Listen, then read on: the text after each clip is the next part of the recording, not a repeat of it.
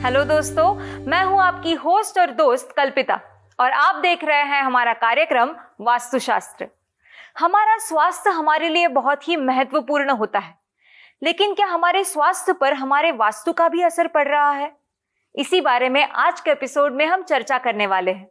इस पर हमें मार्गदर्शन करने के लिए हमारे साथ मौजूद है celebrity vastu astro expert, tarot card reader, healer and meditation Guru doctor विजय केसवानी जी, जो पिछले 30 साल से वास्तु के एक्सपर्ट है और जिनका नाम world book of record London में भी आ चुका है।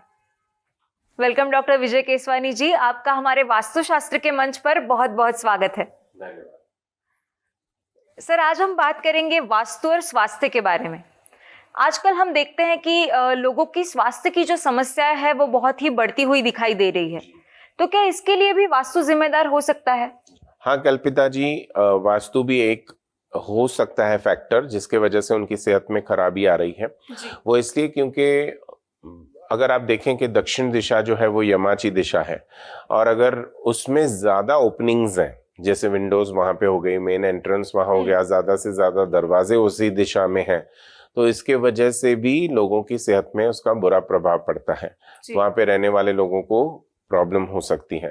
दूसरा जो मैंने आपको बताया था कि ईशान्य और आग्नेय दिशा के जो एलिमेंट्स हैं वो अगर आपस में इंटरचेंज हो गए तभी भी ऐसे ही होता है कि लोगों की सेहत पर इसका बुरा प्रभाव पड़ता है। ईशान्य कोण में अगर टॉयलेट सेक्शन बन गया तो भी लोगों की सेहत में बहुत तकलीफ होती है। साइक्लिकल लोग बीमार पड़ते हैं। साइक्लिकल मतलब एक व्यक्ति बीमार पड़ा, वो काफी दिनों तक बीमार पड़ा रहा, वो ठीक हुआ, फिर दूसरा बीमार पड़ा, फिर तीसरा, ऐसे होता रहता है। तो आपका धन जो है वो बहुत ही ऐसे कहूं कि इन बीमारियों में ही धन आपका व्यय होता जाता है। सर, कई बार ऐसा भी होता है कि कई लोगों के घरों में कोई व्यक्ति हमेशा बीमार ही रहता है। करेक्ट। तो इसकी क्या वजह हो सकती है और इसका निवारण हम किस तरह से कर सकते हैं? देखिए, बहुत सारे फैक्टर्स हैं, जैसे वो जमीन के अंदर जी किस तरह की एनर्जी है, क्या वो जमीन जो है वो पहले से ही वहीं रहते हैं, उसके पहले वहां पे हो सकता है सिमेट्री हो, यानी वहां शमशान हो किसी वक्त, या वहां पर किसी की अनटाइमली डेथ हो चुकी हो, या किसी ने सुसाइड की हो। ऐसे बहुत सारे फैक्टर्स हैं जिसके वजह से, या कोई जैसे जिस प्लॉट पर वो घर बना हुआ है या फ्लैट है पूरे, तो सभी लोगों को कुछ ना कुछ उसका असर होगा, क्योंकि वहां पर अगर वो पर्टिकुलर प्लॉट जो है ना, वहां पर किसी का घर होगा और उनकी जिंदगी में बहुत सारी कठिनाइयां, लंबी बीमारी हो सकती है, उनके घर में भी हो, तो वो सेम एनर्जी वहीं पे रहती है। और अगर उसे क्लियर नहीं किया गया वास्तु के सिद्धांतों के अनुसार या अलग अलग वेद शास्त्रों की मदद लेकर, तो वो सेम एनर्जी ना वहां पर घूमती रहती है। इसके वजह से हो सकता है। जैसे जूहू में मैंने एक सेंटर देखा था, वहां पे बंगलो जो है, जो भी बड़े बड़े लोग वहां आके रहते थे, वहां पे 2-3 फिल्म स्टारों ने भी वो बंगलो खरीदा था। वो बीमार पड़ गए, उनके फैमिली के बहुत सारे लोग हॉस्पिटलाइज हो गए, क्योंकि पूरे एरिया का कचरा वहां पे ही बर्न होता था। अच्छा। तो वो भी एक कारण है जिसके वजह से वो एनर्जी वहां पे एम्बाइब हो गई थी, मतलब सोख ली थी जमीन ने वो एनर्जी को, दूषित ऊर्जा को। इसके वजह से सब लोग बीमार पड़ रहे थे। तो ऐसे बहुत सारे केसेस होते हैं। जी सर, मेरी एक सहेली है, वो अपनी छोटी बच्ची के साथ रहती है जी। उसने एक घर शिफ्ट किया था, तो जब से उसने शिफ्ट किया घर, तो उसकी जो बेटी है वो गुमसुम सी रहने लगी, बीमार रहने लगी, उसकी तबीयत जो है वो डाउन होती चली गई। फिर कुछ कारणवश उसने फिर से अपना घर शिफ्ट किया और तब से उसकी बेटी की जो तबीयत है उसमें सुधार आने लगा। वो बातें करने लगी, उसकी तबीयत, बीमार वगैरह कुछ नहीं रहती थी। तो क्या इसमें भी वास्तु का ही हाथ था? क्या उस वास्तु में कुछ उस वास्तु के अंदर ऐसी एनर्जीज होंगी, और खास करके सिर्फ ऐसी एनर्जीज नहीं, वो वहां पर अंदर मिरर्स वगैरह भी उन्होंने किसी दिशा में लगाए होंगे जो 15 डिग्री के एंगल पर होंगे, खास करके साउथ वेस्ट में या वेस्टर्न जोन में होंगे, जिसके वजह से भी वहां पर हम ऐसे कह सकते हैं अतृप्त आत्माएं जो घूमती है ना, वो बच्चों को जल्दी से टारगेट करती हैं, और बच्चे जो हैं उसमें बहुत ही गुमसुम से रहने लग जाते हैं, बीमार पड़े रहते हैं। और इसका हमें इलाज ऐसे जल्दी पता नहीं चलता, जब तक हमें पता चलता है तब तक बहुत लेट हो चुका होता है, जिसकी वजह से वो बच्चों के कुछ ना कुछ इम्पेयरमेंट आ जाती है। इम्पेयरमेंट का मतलब है कि उनके अंदर मंदबुद्धि जैसे सिम्टम्स, ADHD जैसे सिम्टम्स क्रिएट होना, या उनको साइकोलॉजिकल कोई डिसऑर्डर होना, फियर फोबियाज डेवलप हो जाना, इस तरह के हमने देखे हैं कि प्रॉब्लम्स उनके अंदर आते हैं। लेकिन इनका बहुत ही अच्छे और पावरफुल रेमेडीज का इस्तेमाल करके इससे हम निजात पा सकते हैं, वास्तु को बेहतर किया जा सकता है। जी बिल्कुल। ऐसे कौन सी रेमेडीज है जो हम कर सकते हैं? ऐसे बहुत सारी रेमेडीज हैं, लेकिन मैं आपको कुछ एग्जाम्पल सिर्फ बता दूंगा। लेकिन हमेशा मैं आपको कहूंगा कि वो नीम हकीम खतरे जान वाला काम ना करें। पहले सही ढंग से वास्तु कंसल्टेंट को मंगाएं, वहां पे क्या प्रॉब्लम है उसके बाद ही उसका हमें सॉल्यूशन करना चाहिए। जैसे मान लीजिए कि जैसे कोविड था, तो उसमें बहुत सारे लोगों ने डोलो 650 खुद ही लेते थे, जबकि ऐसे नहीं करना है। डॉक्टर के गाइडेंस में या उससे पूछकर, भले टेलीफोनिक कन्वर्सेशन हो चाहे वीडियो कॉल हो, तो अपने डॉक्टर से सलाह लेकर के ही वो करना था, जिसकी वजह से आप देख रहे हैं लोगों को बहुत सारे किडनी के प्रॉब्लम्स आ गए हैं। उसी तरीके से जब हम वास्तु का एनालिसिस करते हैं तो पर्टिकुलर आपके लिए वास्तु वो अलग है, आपके ऊपर उसने इस तरह से इफेक्ट किया है, तो उसकी रेमेडीज अलग होती हैं।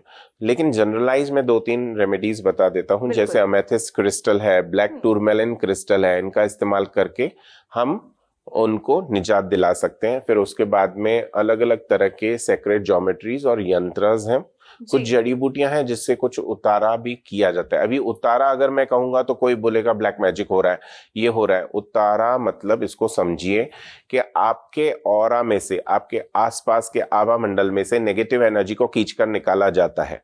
अब उसको अगर आप ब्लैक मैजिक कहोगे तो ये आपकी सोच है, लेकिन हम जो करते हैं उनको रिलीफ देने के लिए करते हैं। तो वो हम किसी का नेगेटिव एनर्जीज का इस्तेमाल नहीं करते हैं, यहाँ पे सिर्फ जड़ी बूटी का इस्तेमाल किया जाता है, जो उनके ऊपर से 7 बार घुमाकर किसी ऐसे जगह में छोड़ा जाता है जहां पे कोई आता जाता नहीं हो। ऐसी सुनसान जगह पर उसे छोड़ा जाता है। What is a problem with that? तो ऐसे हमारे आभा मंडल से वो जड़ी बूटियां उस नेगेटिव एनर्जी को खींच निकालती हैं और उसके बाद उसे वहां पर पेड़ पौधे के नीचे छोड़ दिया जाता है। इसमें प्रॉब्लम क्या है? जी, है ना? तो ऐसे बहुत सारे रेमेडीज होते हैं जिनका इस्तेमाल करके हम उनकी सेहत को बेहतरीन कर सकते हैं। साइंटिफिक टूल्स भी हैं जिसको हम जियोड्स वगैरह भी कहते हैं, क्रिस्टल के जियोड्स हैं। फिर उसके बाद सेक्रेट ज्योमेट्रीज हैं। फिर उसके बाद में धातु भी है जिनका इस्तेमाल करके किया जा सकता है। जी सर, आपके पास ऐसी कोई केस स्टडी है जो वास्तु और स्वास्थ्य के बारे में हमें कुछ बता सके, और ऐसी कुछ केस स्टडी आप हमसे शेयर कर सके? जी हाँ, कुछ समय पहले ही मेरे पास राजस्थान से एक इंटीरियर डिजाइनर हैं जो थाने में बहुत अच्छा अपना कार्य करते हैं और बहुत अच्छी क्लाइंटील है उनके पास। हीरानंदानी में भी एस्टेट में उनके पास बहुत क्लाइंट्स हैं, कसर वड़वली और मानपाड़ा जैसे एरिया में उनके पास बहुत सारे, माजीवाड़ा, इन एरियाज में से उनके पास अच्छे क्लाइंट्स आते हैं। लेकिन उनके माता पिता को ऐसी प्रॉपर्टी वहां पे है, पहले से ही है, उनके खानदान में वो प्रॉपर्टी पहले से ही था। जिस बंगलों में वो रहते थे तो वहां पे कुछ इस तरह की किसी ने कुछ जलन भावना या हीन भावना के कारण कुछ ऐसे क्रियाएं कर दी थी जिसके वजह से उनकी पूरी फैमिली बीमार पड़ी रहती है।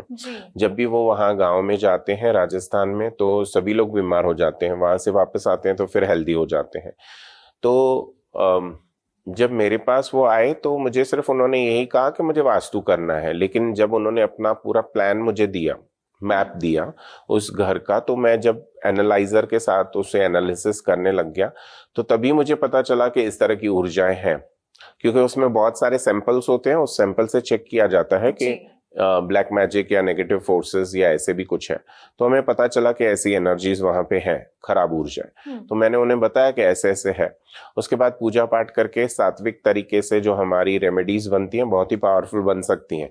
याद रखिएगा, आज कलयुग के टाइम में भी ईश्वर और भगवान की एनर्जीज, ऊर्जाएं हैं। सही ढंग से पूजा करने वाला व्यक्ति चाहिए जो उसको सही ढंग से, सही तरीके से, सही मुहूर्त में, सही सामग्री का इस्तेमाल करके उन कवचों का निर्माण करे और उससे आपके नेगेटिव फोर्सेस से आप पूरी तरह से सुरक्षित रह सकते हैं। तो उसी का इस्तेमाल करके हमने वहां पे भिजवाई एंड बाय गॉड्स ग्रेस, ईश्वर की कृपा है, शिव जी की कृपा है कि उनको 1-1.5 महीने के अंदर ही उनकी माता स्वस्थ हो गई, जिनको काफी सर्जरीज ऑलरेडी करनी पड़ी थी, एक सर्जरी और भी कही गई थी, but thankfully by God's grace अब वो टल गया है। अक्सर जब कोई हट्टा कट्टा इंसान बीमार पड़ जाता है तो हम उसकी सेहत पर ध्यान देते हैं, लेकिन ऐसे सिचुएशन में भी उसकी वास्तु का भी हमें ध्यान रखना चाहिए। क्या उसमें भी हमें उसकी कुछ रेमेडी मिल सकती है? हाँ, ऐसे बहुत सारी रेमेडीज हैं जो आप अपने वास्तु में लगा सकते हैं, सिर्फ इंस्टॉल, अगर आप वास्तु एनालिसिस नहीं भी करवाते हैं लेकिन वहां चाहते हैं कि उनके यहाँ पे कोई लोग बीमार हैं, तो उनके पर्टिकुलर रूम में आप ऐसे बहुत सारे अलग अलग रेमेडीज अवेलेबल हैं जिनका इस्तेमाल करके आप उनके कुंडली विश्लेषण और वास्तु के एनालिसिस के बाद ये आपको रेमेडी देनी है। लेकिन कुछ रेमेडीज मैं आपको बता देता हूं जो अगर आप वहां पे रखते हैं तो आपको उसके भी इफेक्ट्स दिखेंगे। स्मोकी क्वार्ट्ज और वाइट क्वार्ट्ज का कॉम्बिनेशन अगर उनके बेडरूम में रखा जाए तो उनके सेहत में इजाफा होना शुरू हो जाता है। जी सर, जब भी हम स्वास्थ्य की बात करते हैं तो सबसे बड़ा वास्तु जो होता है वो होता है हॉस्पिटल। जी, हॉस्पिटल में तो कई सारे बीमार पेशेंट्स आते हैं और ठीक होकर चले भी जाते हैं। जी, तो क्या हॉस्पिटल का भी कोई वास्तु होता है? मैंने बहुत सारे क्लिनिक्स और बहुत सारे हॉस्पिटल्स का ऑल ओवर द वर्ल्ड मैंने विजिट्स की हैं और बहुत सारे मैंने ऐसे इंस्टॉलेशंस करवाए हैं जहां पे सेक्रेट ज्योमेट्रीज, पर्टिकुलर कोड्स का इस्तेमाल करके और पर्टिकुलर क्रिस्टल्स को पिरामिड फॉर्म में और अलग अलग फॉर्म्स में बनवाकर वहां पे इंस्टॉल करने के बाद में बहुत बेहतरीन रिजल्ट्स आई हैं। देखिए, हर डॉक्टर जो है बहुत मेहनत करता है, बहुत पढ़ा लिखा होता है, बहुत ही अच्छी उसकी डिग्रीज होती हैं, बहुत सारा उसका एक्सपीरियंस होता है।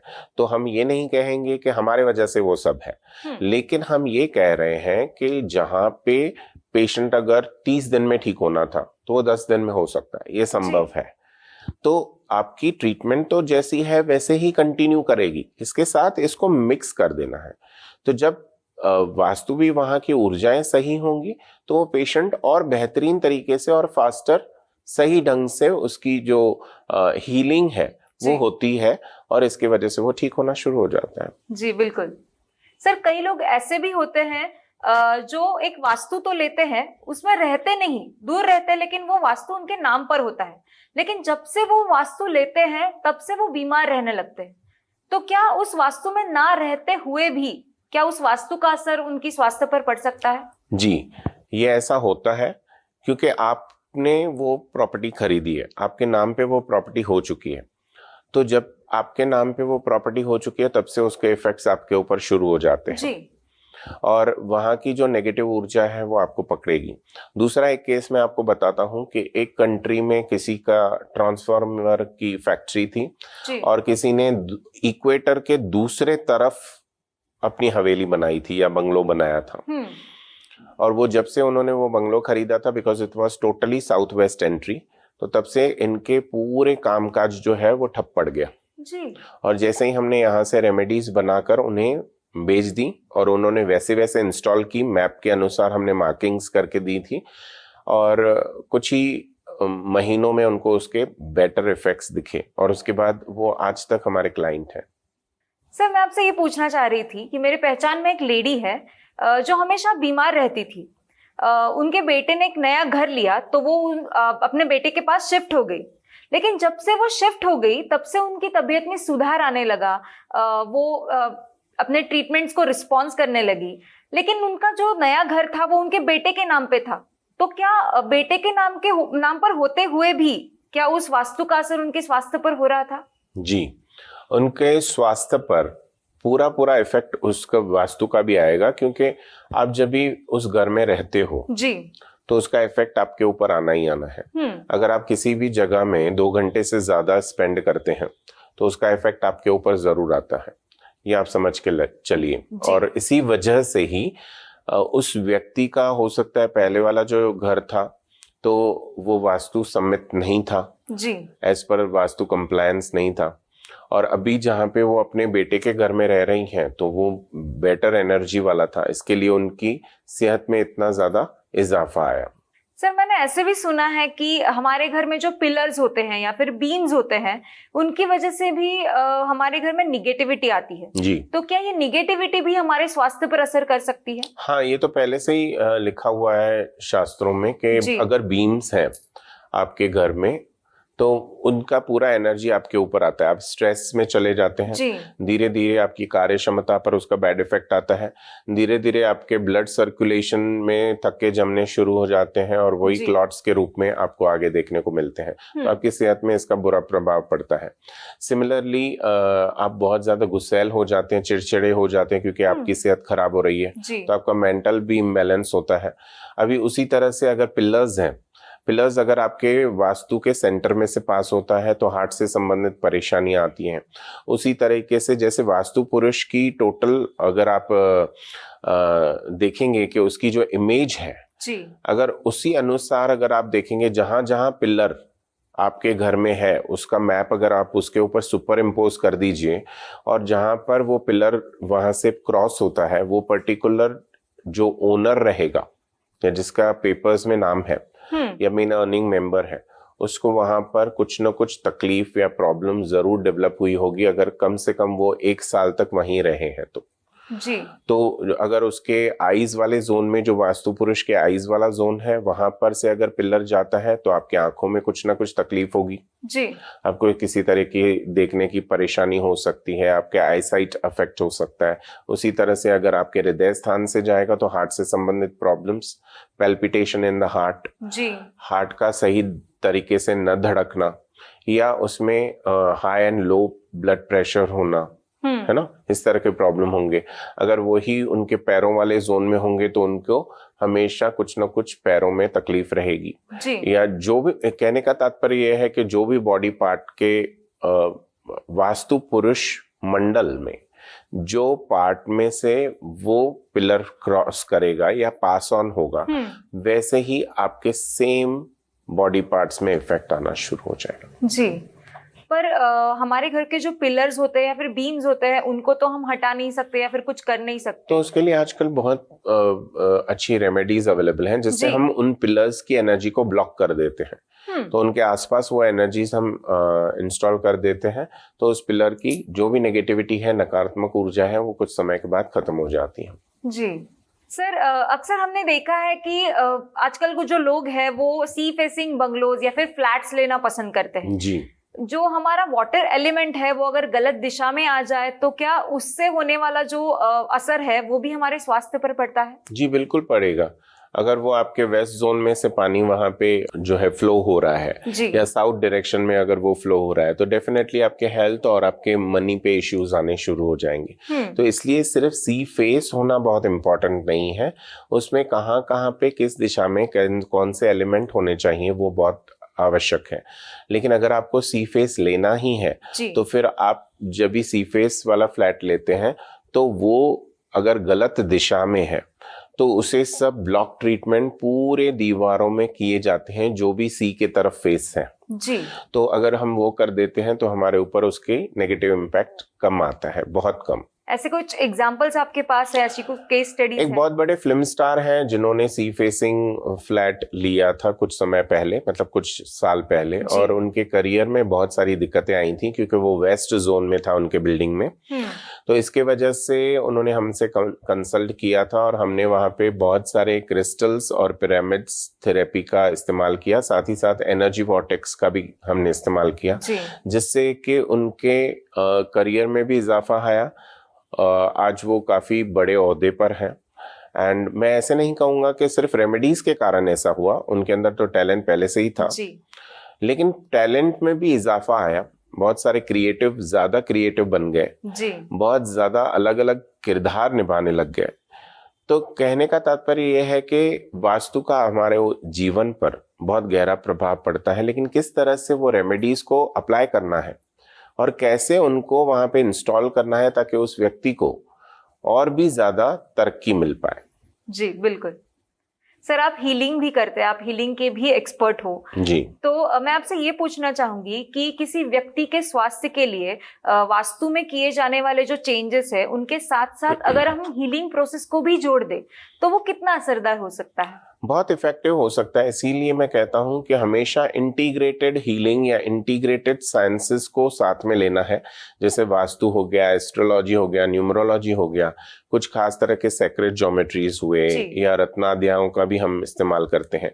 तो जो भी हम अभिमंत्रित करके आपको रेमेडीज इंस्टॉल करवाते हैं, उसको ज्यादा समय तक इफेक्टिव रखने के लिए हम हीलिंग्स का इस्तेमाल करते हैं। काफी दिनों से उसको हीलिंग करते हैं ताकि वो ज्यादा समय तक उसका प्रभाव बना रहे।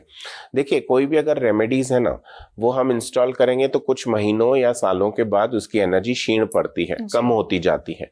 लेकिन जैसे ही हम उसके ऊपर हीलिंग टेक्निक्स का इस्तेमाल करते हैं कुछ दिनों तक, तो उसका प्रभाव बहुत सालों तक वो चलता है।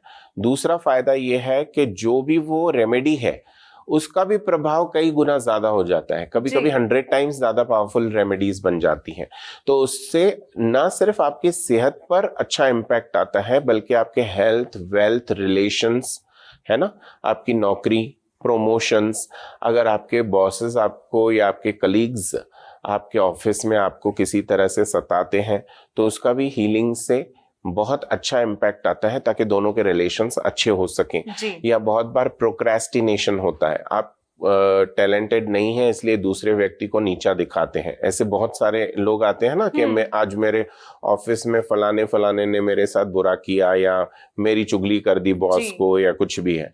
तो वो रिलेशंस को ठीक करना आवश्यक है। देखिए, कोई व्यक्ति अगर आपके साथ गंदा व्यवहार करता है, तो हमारे पास ये नहीं है कि अगर वो हमें थप्पड़ मारता है तो हमें भी उसको थप्पड़ मारनी है, या वो हमारे साथ बुरा बर्ताव करता है, या हमें किसी तरह से नीचा दिखाता है, या हमारे खिलाफ षड्यंत्र रच रहा है, तो हम भी उसी एनर्जी में चले जाए।